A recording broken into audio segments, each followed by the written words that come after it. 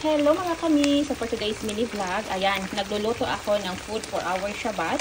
So nag-fry na ako mga kami ng garlic and onion. Tapos ito siya mga kami is bone, ito siya ng meat. Nilagyan ko siya ng bone kasi para mas masarap siya lalo. So bali yung gagawin natin mga kami is Moroccan beef style. So ipapakita ko sa inyo yung beef. So bali ito siya mga kami. Lahat maraming spices yan dyan mga kami na nilalagay ko.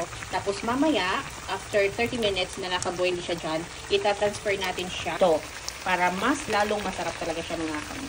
So ayan, medyo okay na siya mga kami. So now ilalagay natin yung ating napakaraming mushroom.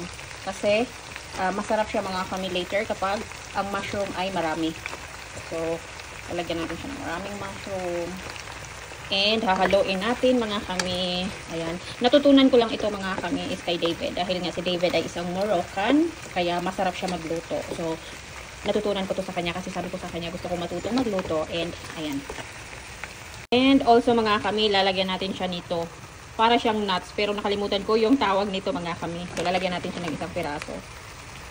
O, diba?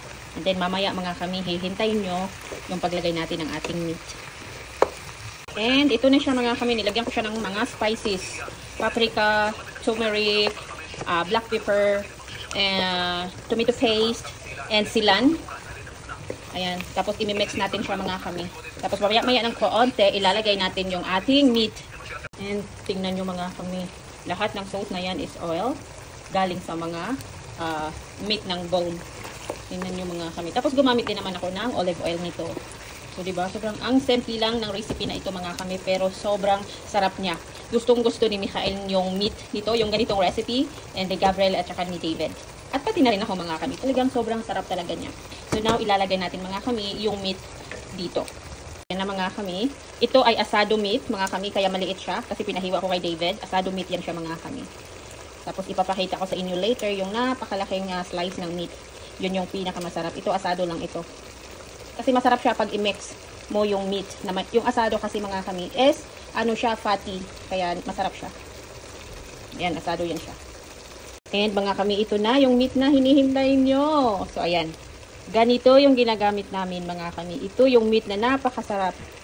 Ayan. Kaya gustong-gusto ni Michael itong ganitong recipe na luto.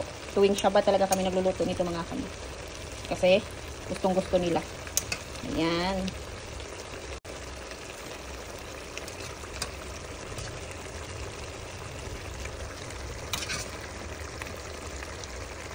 O, diba? Napakadaming meat mga kami. Pero alam nyo ba kung apat lang kaming kakain nito? So, ayan. Wait mga kali. Ito yung mga spices mga kami na nilagay ko kanina nung binuboiled natin yung meat. Ayan. Ngayon, imimix natin siya mga kami. Pero hindi ko alam kasi sobrang ang dami talagang meat. So, ayan. Imimix lang natin. Ayan. Wow. Sarap nito.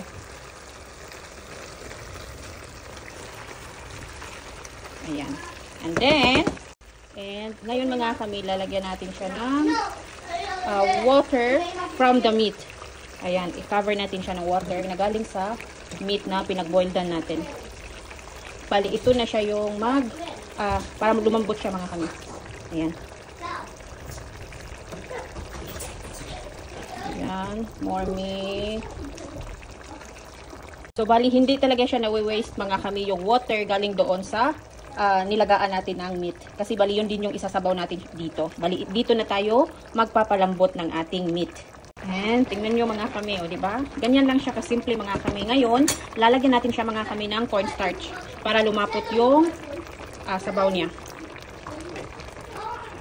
Ayan, may cornstarch siya mga kami. Lalagyan natin.